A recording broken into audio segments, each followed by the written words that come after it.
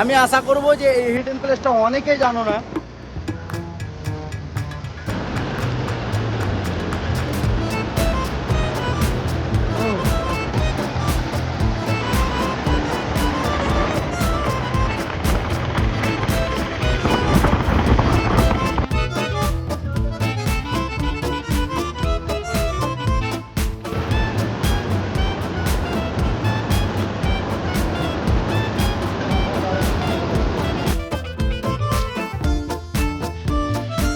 দেখো খুব সুন্দর লাগছে, যে দৃশ্যটা একদম খুব সুন্দর লাগছে।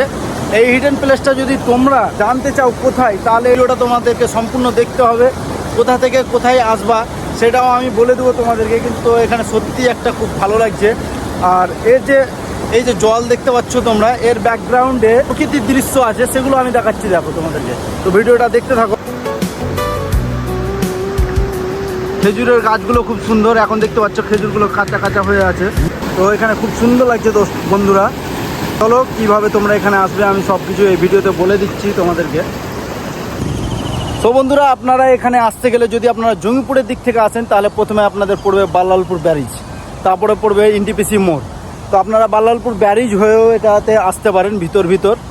আর যদি মন করেন না ভিতর আসবো না, তাহলে একদম দেখতে পাচ্ছ এখানে পাশে এনটিপিসি, একদম দেখতেই পাচ্ছ এনটিপিসি।